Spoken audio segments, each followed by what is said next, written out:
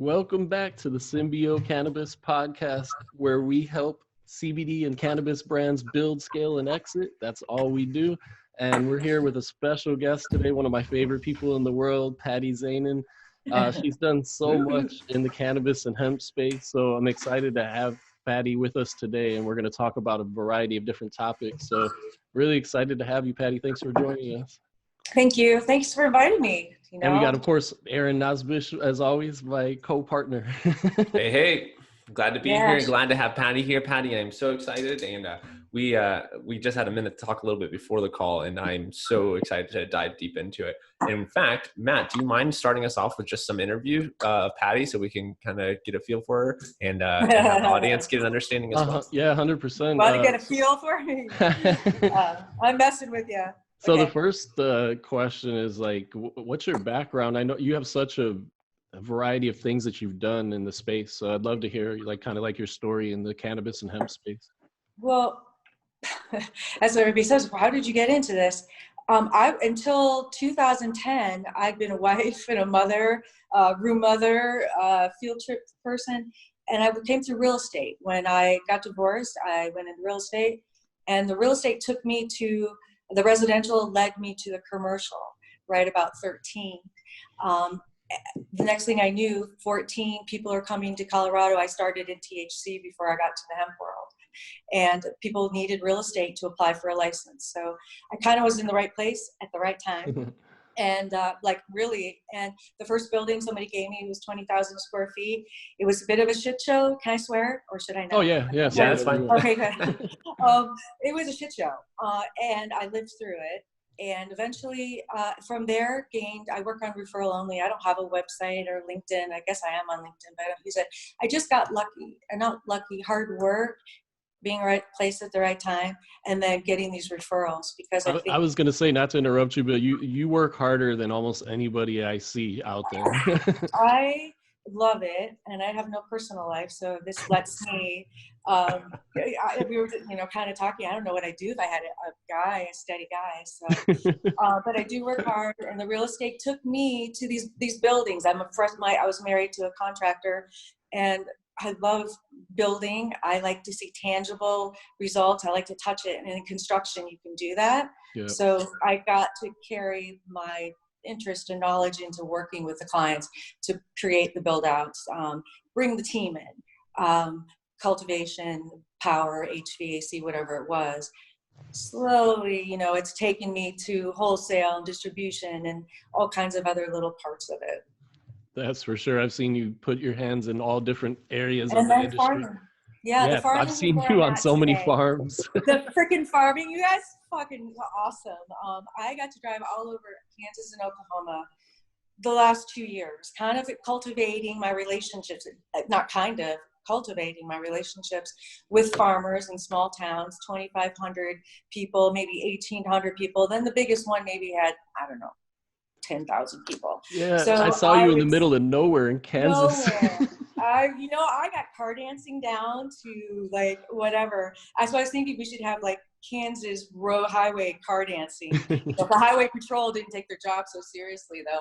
I mean, you really have to watch out. But yeah, that has been the most pleasurable part, though. I mean, I'd never done. I'm from Detroit, a white girl from Detroit who never farmed and ate the food that she was given. And now that I've spent time on the farms, I realize where my foods come from, how it's been grown, good or bad. These big corn and cotton guys who are growing with different pesticides and things that now we know are not good for us. How to convert them to clean, healthy, regenerative farming. And their ears were wide open, you guys. They were wide open. They're hungry. Farmers are hungry. And that's where I've got most of my pleasure. And you see me piping up, I think, on social media the most about my experiences and protecting the farmers right now. They're the ones getting the smallest piece of the pie. Yeah. And that's not right. That's just wrong. And, I'm no Mother Teresa, but that's really important, I think, that we start taking care of them better. That's kind of my little mission, my big mission. Absolutely. So, I love it. Is that a lot? No, that was wonderful. No, I agree with you 100%. The farmers they deserve the best in this industry, and it makes me sad because honestly most of the farmers brands are the worst brands. Like they don't understand branding They're because they're farmers. farming all day. They're Yeah. farmers. so And they love to farm. That's the good news. They're not trying to be branding. You know, they're yeah. not trying to open stores a lot. You know, they're not. They just want to stay on the farm, and they want their kids to come back when they go to Oklahoma University or Kansas State University, come back to the farm, work the farm, and turn it into a viable option for their legacy. You know, again, not to get too deep into it, but there's the emotional side, and I'm a part of some of those farm groups and even equipment, which they all need, and how they talk and share. So yeah, I'm a big proponent for them, even though I touch a bunch of different parts of the plant. So Gotcha. And that's what leading into like some of the things we're going to talk about. Like I think the companies that are going to win in the long run are the ones that are vertically integrated. And so like even one of our clients we work with, they have a farm, they have manufacturing, they have extraction, they have a sales team, they have everything they need in-house. And so I think those are the companies that are going to win, the people that are that have the resources and the ability to be able to pull off a vertical operation. It's going to give them a big advantage. I think it should be at least a goal for a lot of these different brands. You know, we have a lot of different people starting at different areas. Either they're farming to begin with, they're doing the branding, they're doing the marketing, they're just white labeling, whatever it is. But I think the end goal for a lot of these companies really needs to be seeing some type of vertical integration. That being said, the barrier to entry on vertical integration is no joke. And I'm sure, for sure, Patti, you have all the knowledge about that. So I guess the question I would have for you is kind of when starting in the space, kind of no matter where you start, how much of a central goal should it be to be heading towards vertical integration? And I guess what is the least path of resistance towards that path? Or towards that goal? Number one is to catch them early, to be out there, because it's never, they don't even know about it. So, because you guys are coming in maybe after they've heard about it, perhaps, or, that second group that actually knows what they're doing, probably, to help set them up, because everybody all of a sudden, that was selling shoes at Macy's last month is an expert at, auditing a farm and, creating a supply chain. And they've never run a company before, even know what an LLC is. So from that extreme to the next extreme, where people who've been in the industry came from marijuana, a lot of them who understood, the restrictions. So I think catching them early, and a team. I think a team, because vertical integration, as important as it is, not many have experience in the next layer of it, because a lot of it's the picks and shovels, too, and how to put those together, because the picks and shovels are they're solid, and the good ones. But totally. I think, because it is important, and I think setting them up for success was another thing. I think a lot of the people who were originally in our space of helping guide and lead and educate, we had, the real life experience to bring to it, and I don't want to set them up for failure. So, again, to ask a farmer to know how to run a store is ridiculous. To ask a farmer to understand extraction is crazy. Yeah. So that's why we need those people to have good guidance and put the teams together and make it scalable. How do I scale that? That's a whole nother conversation. I don't have an MBA, but I know that that's important. So, absolutely. Absolutely. Well, so you mentioned team. Sorry, team. I'm going to cut you. Yeah, no, because it's like when I started building out cultivations, which I love to do, to take a shitty old warehouse that's in a crappy neighborhood underneath, the railroad tracks, and turn it in, put $500,000, $1 million. Some guys put $5 million, depending on what they're building out. See the transformation that they can do and add value. They're adding value to neighborhoods too. Remember the economic development. People will start, it's not taboo anymore to live by it. Yeah. So, I lost my train of thought. No, it's okay. Good. No, it just comes back down to funding. It always comes down to funding and having the right people on your team, I think. And if you're going to go vertical, and you definitely have to have millions of dollars.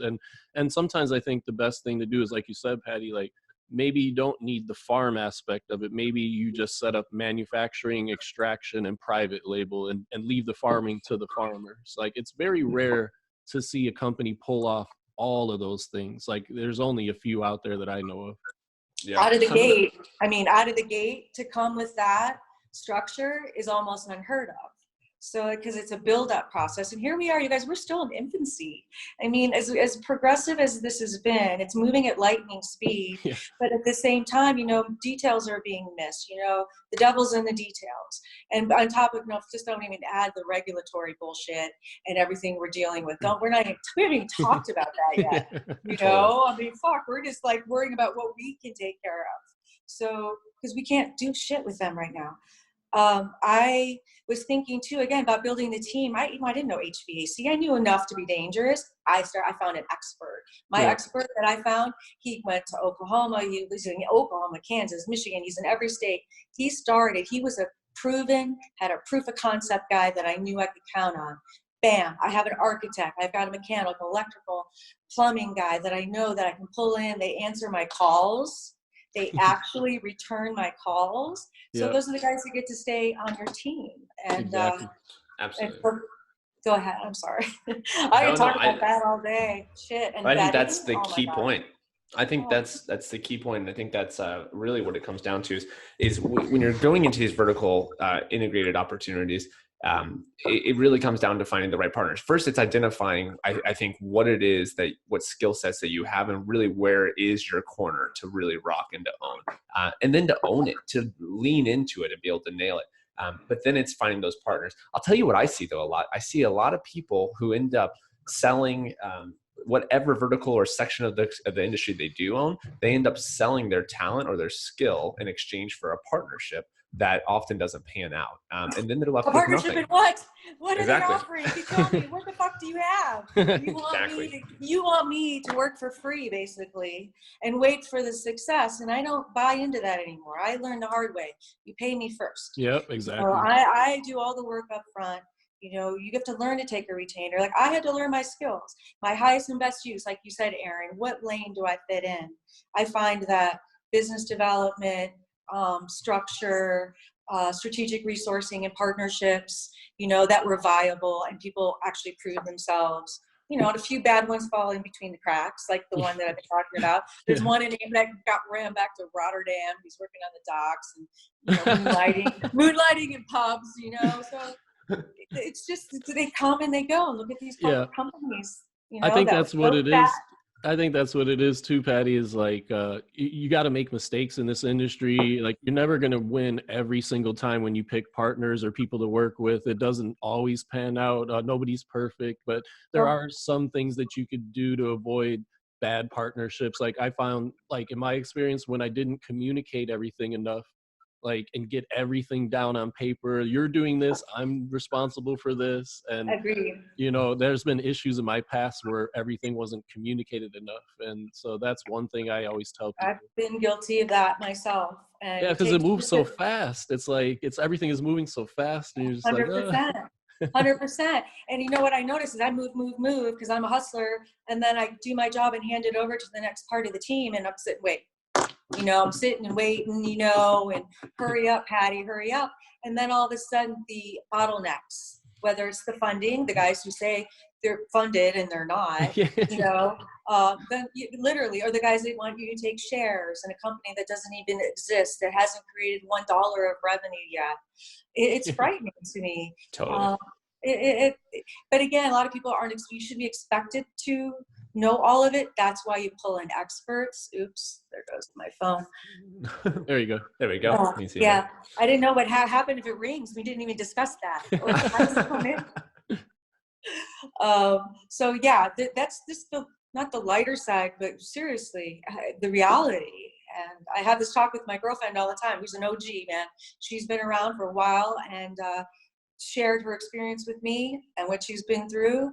And to go from unregulated to regulated is a whole nother story. Just speaking of marijuana right now, THC products, but still that same philosophy and attitude can be applied to the CBD industry because they're sisters in my world. Yeah. And a lot of the guys are the licensing agreements are going to be CBD and THC wherever they can do it if the market makes sense. Again, in my opinion, because they carry a lot of those experts, whether it's cultivation, automation, again, the picks and shovels that they need to build out the best facilities. Absolutely.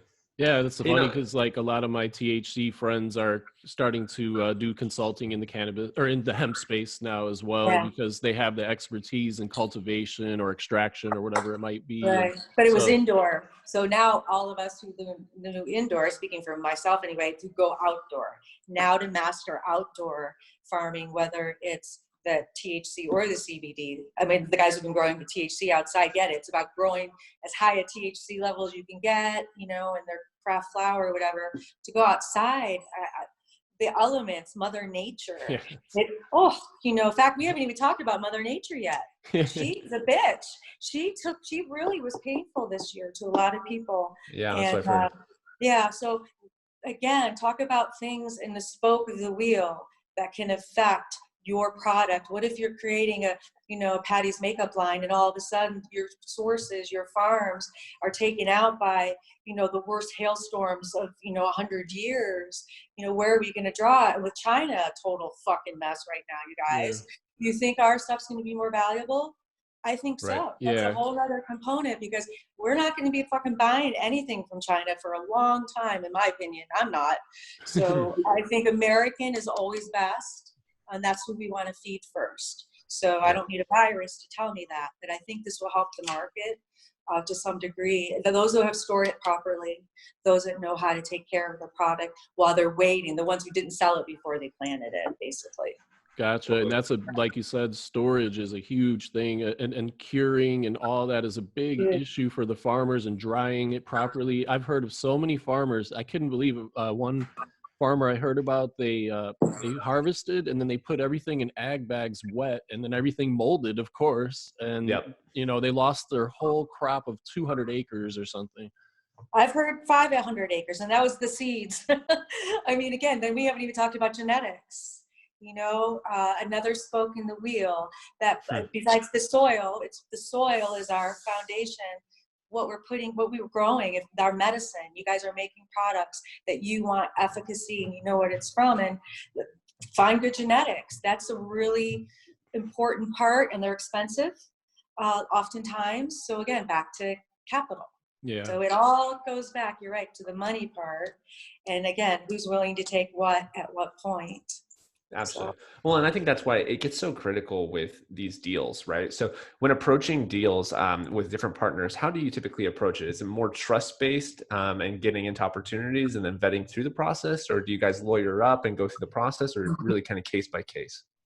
And, what would you recommend to new people that don't have the experience with lawyers and they're getting in these first-time partnerships, but they want to protect their never before to Aaron.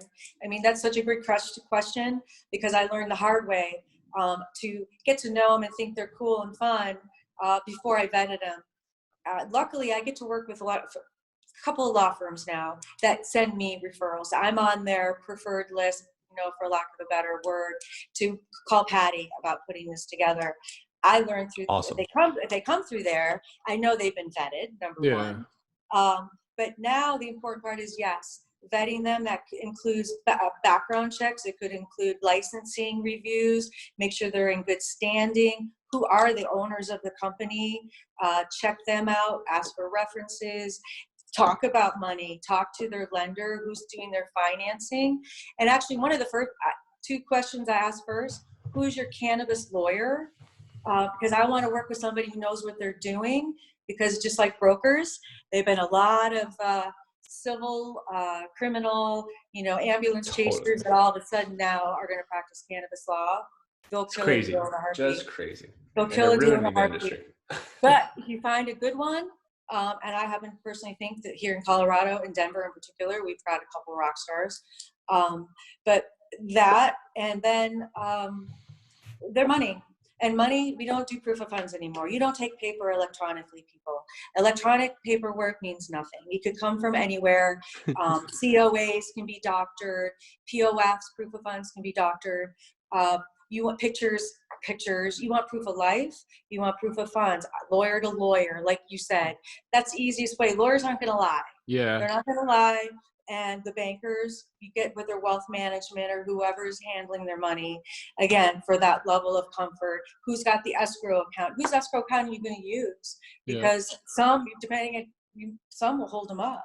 You know, I mean, there have been instances that unless you're in control, I always want my escrow company, but there's a compromise there as long as you vet out the escrow company, or you pick a third party. If you both feel there's a conflict, you know, get that middle person.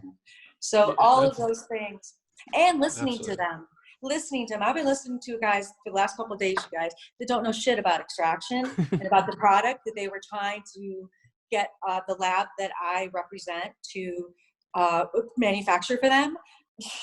It was a joke, actually. And I find out that they're brokers in between the lab, where first they did connect me with the buyer. The end buyer is a Canadian, but it's going through Canada to EU because they can't export. Yeah. They want crude, and they're taking the crude and they're turning it into tea-free, and they're going to send it there. But the guys in the middle between the lab and the owners of the lab, the operator, the guy who knows extraction, was the thickness that was adding too much meat to a bone to make the deal work. So I had to realize that, you know what, these guys got in between one of my cracks, because their talk of ethanol versus CO2, red flag, what they were going to get, what they were asking for. I was educating them, but I didn't really pick up on it soon enough. So, you know, here I sit. And these guys are chasing unicorns. They want to pay a ridiculously cheap amount of money for product. And again, but I also am a deal chaser. It's a hard work. It's hard work to close a deal like that. It's hard work. Especially with the bulk deals, it's so much work, and people think, oh, it's like, okay, you have product, this is a buyer, it should be easy, but it's never easy. And my rule is, until like you said earlier, once the lawyers are talking, then it's real. I never believe it's real until both sides lawyers start talking. Then it starts to look more real to me. Because like I said, right, they won't lie. They can't lie. They'll never work again unless they're criminals, like some of them are too. So, you know, Totally. A lot of them don't have everybody's best interest in heart. And, you know, but Aaron, another thing I would add is the contracts, like you said. The contracts are being prepared, for example, between the farmers and the extractors, or the farmers and the wholesalers, distribution. They've never read contracts like that before. And these are new, and the terms and conditions, the exit strategies. You know, what happens when things do go wrong, so people aren't, taking over hostile takeover. And how do you think they should prepare for that? Because, like, we often talk with our consulting clients, and we deal a lot more with venture funding than we do with, farm extraction relationships. But often with venture funding, I'll recommend books like Venture Deals that you guys probably might have read. It's one of the leading out there. But even these books, they're thick to people who don't spend time in this world, but there's still a lot of mom and pop brands that find a way to success, or mom and pop farms that make some good deals, that are getting put in the position of serious business deals, but really don't know even where to start. And what would be your advice to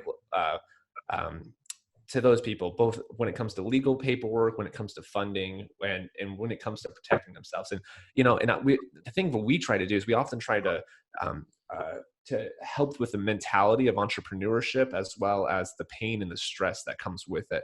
And how do you help your clients kind of feel at ease and feel prepared to go through these processes? Good question. Each one is unique in itself, but basically there is a foundation. And how I learned was mentorship, and following success, who's doing it right. Lead by, that's how I hang out with people smarter than me. So I think to get started, one way would be to seek someone who you've been paying, find who's successful, look it up if you have to, ask your friends. And I say that because you can fish in a friendly pond. You got to let people know what you are doing, because unless you tell them, they're not going to know. So I think that would be a good way to start, to follow the path to success. one, and it's probably not something they teach at Wharton, but that's been my personal experience. I think you're right, and I hope to God they teach it, because I think it's the truth. But I agree. I think it's mentorship and looking for mentors, looking for the people who are doing what you want to be doing and seemingly are doing it successful. But take that a step further. Don't just appreciate seemingly. There's a lot of Facebook facade going on, or a lot of image facade going on, where people want to claim the faking it till they make it. So take the time to make those references. And any true person at whatever craft they're doing, they won't have a problem giving you references. Exactly. That's one of the first things I say. Can I give you a list of people that I've worked with? Exactly. Absolutely. It speaks for itself. Yeah. I don't have to make it up. I don't have to say, hey, they're on vacation, she can't take your call. And or I have NDAs. Have you ever heard that excuse? All my clients, I have NDAs. All my clients have NDAs. Yeah. Please spare me. So again, I made a comment the other day. I get to look up your skirt, you get to look up mine. Yeah. Once we know that this is something that is worth, because that's a privilege. Well, that makes a good point. How do you define those boundaries? So that was actually, I wrote that down as you were talking. It's kind of when you're entering these new relationships. I agree. It's similar to the lawyer deal where, the lawyers, they don't want to waste time. And my thing is, I know plenty of lawyers that lie, but they don't lie to each other. And very often they might try to push for their things, but in the reason, and I want to cover this reason, lawyers, they value their time. They value their time a lot. And the quickest way to get a resolution is truth and speaking plainly and clearly and making a deal. And that's often what these lawyers persist. And then going to your point, I often see that that's the best way to make deals in the cannabis industry, really in any business. But how do you define those industries, or how do you define those boundaries? How do you make sure, we talk about references, but what is both the quickest way to get to that level of, hey, this is what's going on, this is what I want, this is what you want, how can we make a deal, while also not, being too vulnerable where you let people take advantage? Yeah, I think putting in writing right away what my offer is, what we're going to do, start the paper trail of negotiations, because until it's in writing, even if it's, non-binding, they've taken the time to commit to fill it out, make it. Lawyers cost money. So you're right. I don't think lawyers lie to lawyers. I think they maybe put their best interest first, which is very unethical, or think they're going to be part of the deal. But like you said, they're going to take a piece up front because they think the end party, again, I need a commitment. That's like getting people to work with me. I'll go to breakfast with you. Yeah, I'll go have a drink with you. But after that, X amount of dollars an hour, X amount of dollars a day, I take your retainer. That shows commitment. That's one way I really separate the men from the boys. Shit or get off the pot type deal. Basically, you know what? It's like, dude, I'm valuable and I'm worth every fucking penny. I'm not fluff, absolutely. And I think I had to earn that. I don't deny it. And I think a lot of people are like, yeah, what does she know? I learned, and I've earned the respect. And that's why I'm pissed when they waste my time. I'm like, that's like these guys. You guys weren't ready for me. That's my fault. So here I am 7 years into the game, and I still, as good as I think I am, boys, I learned my lesson again. And it's just another stripe on my jacket that I wear. So yeah, it happens. This industry is just so full of, especially the CBD side. What is your opinion on this, Patti? Like, I started in the THC side for many years, and then I switched over to CBD in 2016.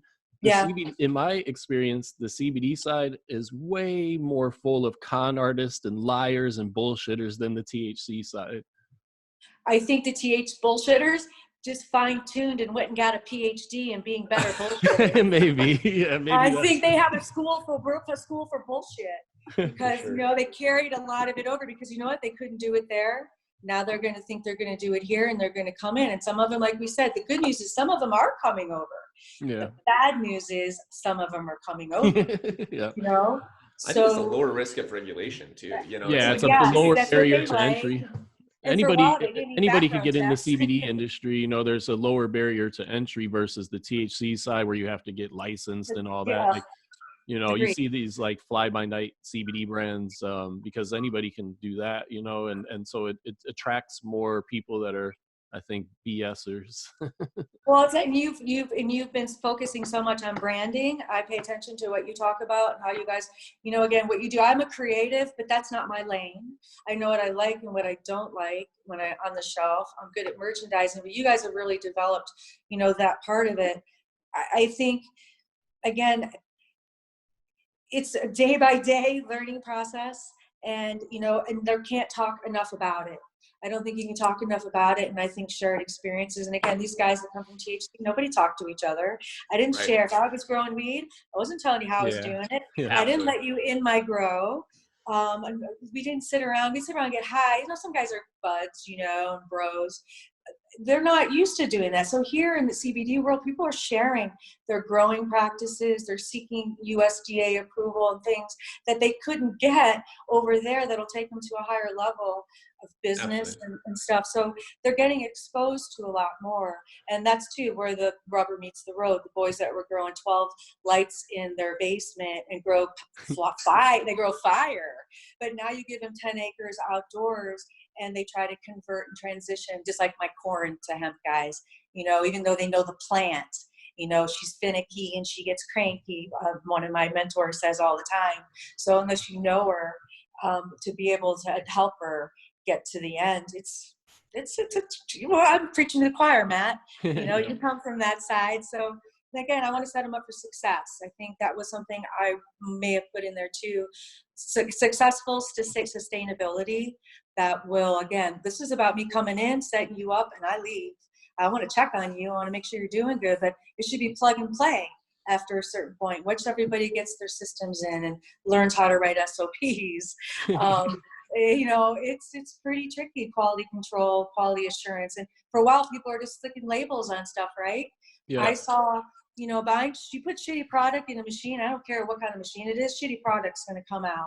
Exactly. Put good material in, you're going to get good material out. Yep. Unless you're that guy in the middle is just a fuck up. And the way the technology is right now, you almost don't need a human on it. You don't need a human most of the time.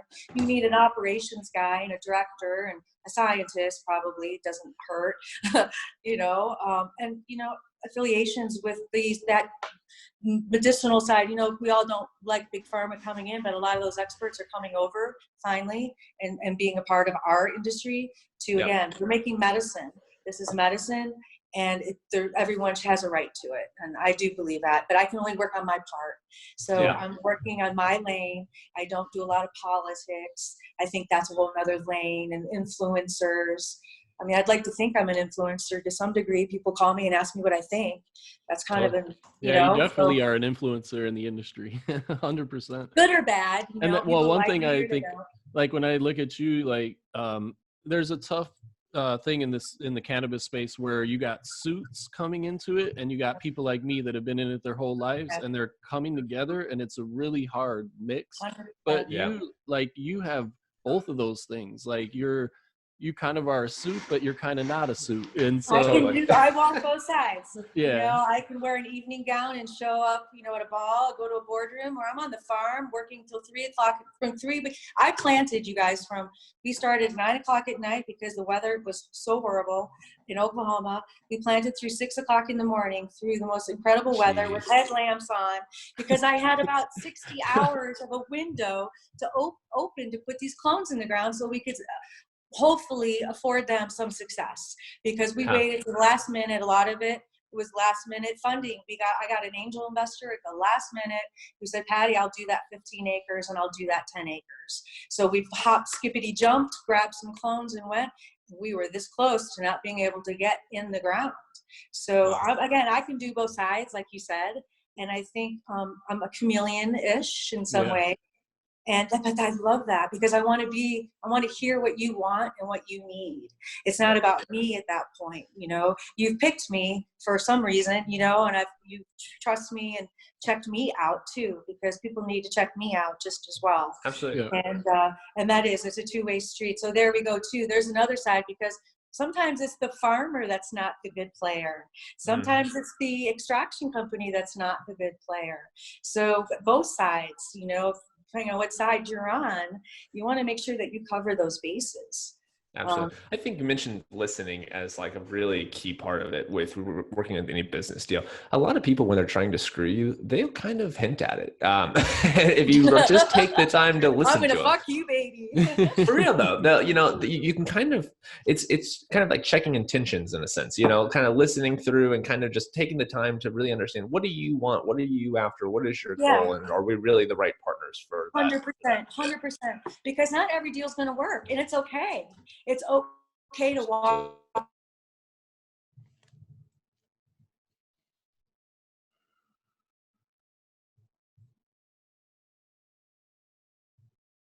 couple, because I don't care anymore. Some of these guys, they deserve to be burned, and whatever. The other side of it is, I do want the respect and be able to come back. We didn't make that deal happen last time. This one looks like one that we can actually close. Yeah, so absolutely. It's having that ability again to maintain relationships. Okay, so we're about out of time. I have a couple questions. Yes. I know that Matt, probably you have a couple too, but I wanted to cover a couple things. First off, yes, relationships. And I think it's that opportunity cost. Often people don't really value opportunity cost nearly enough. You might work on a deal. You might even spend 3 months on a deal, 6 months on a deal, and it might just not be the right deal. And the choice is spending another year on a shitty deal or finding a new one that could really change your life for the better. So even though some things are working, you've been working on something a long time, if it doesn't feel right, look at the opportunity cost, really take a account for what you care about and what you want to be spending your time on. And if it feels wrong, it might be wrong. It probably is wrong, and most avoid likely. it. That's where my mother's intuition comes in, you guys. All those years as a room mother and chaperone.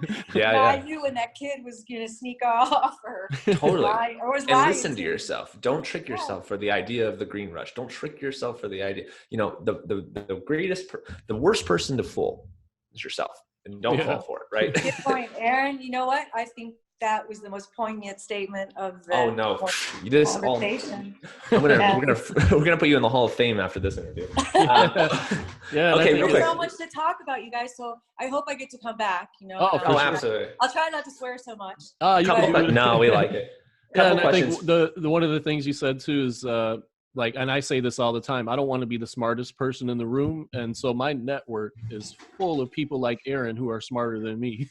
So I do my best to surround myself with people like Aaron and other experts and whatever they're expert at. I'm an expert with sales. I'm a sales guy. That's obvious. And relationships.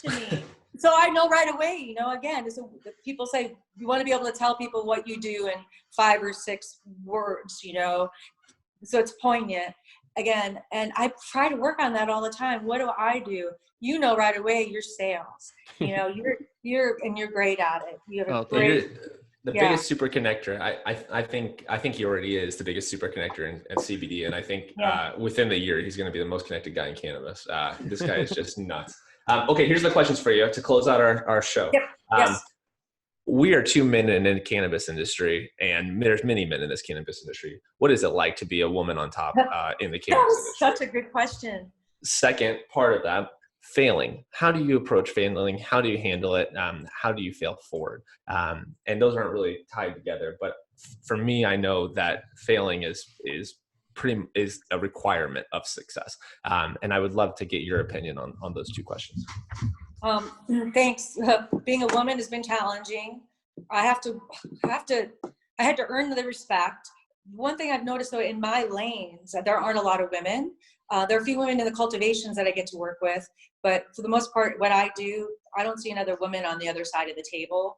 Yeah. They're not eating with me. I don't know where they are. There's a bunch of women that started businesses back in the day, but what I'm doing, it's me. So yeah, I'm around a bunch of dudes all the time who think that, they're smart as, smartest guys in the universe, and they got the best idea nobody's ever thought of, they're just, again, nobody's going to dominate this industry like them.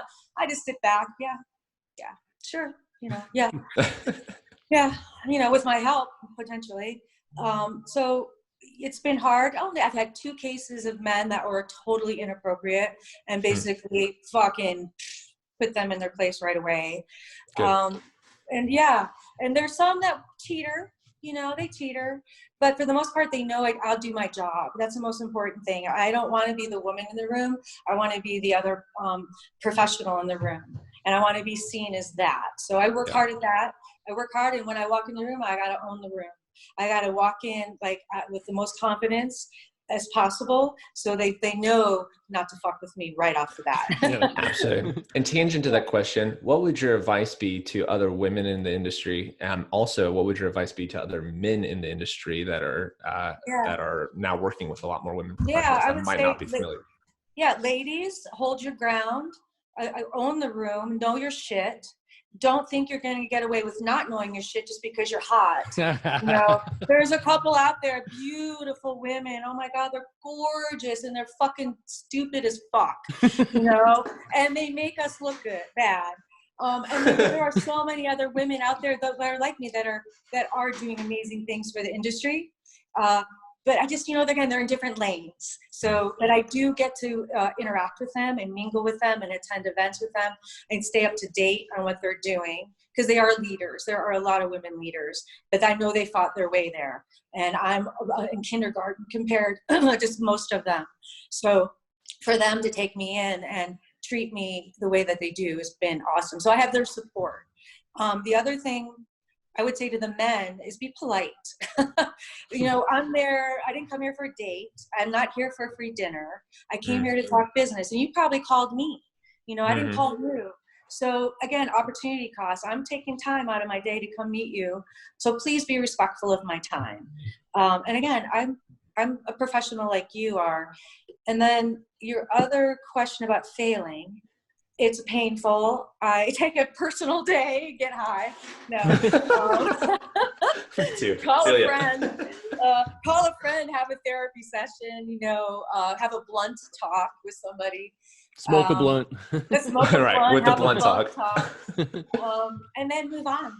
You know what? Because like we said earlier, Aaron, you have to know when to cut bait, and when you're wasting. It's more if you keep your pipeline full. So when one falls off, the next one's coming through. How hard are you going to chase that deal? I've been chasing a couple deals for more than a week. That's unacceptable, because it really is. But it's a learning process. And but I want to make a deal. I want to make a deal, and I want to make a good deal for both sides. It's not about me. It's about my client and who I represent. I make them successful. I make myself successful. Wow, I think that's fantastic. Love it. And I think that's something that's so underappreciated in this industry. And, we come from a lot of traditional business, I think very much was a zero-sum game. It's for me to win, you have to lose. But that's not the game anymore. You can have win-win deals left and right. There is enough to go around. You just have to be abundant-minded going into it. 100%. And so with that being said, it's been a wonderful Thank show, you so much, Patti. This has been I had so excellent. much fun. Oh yeah, we're going to do this again for sure. 100%. So we'll be talking to you again in another episode soon. And Patti, any plugs? Where can they find you, or how can people get a hold of you?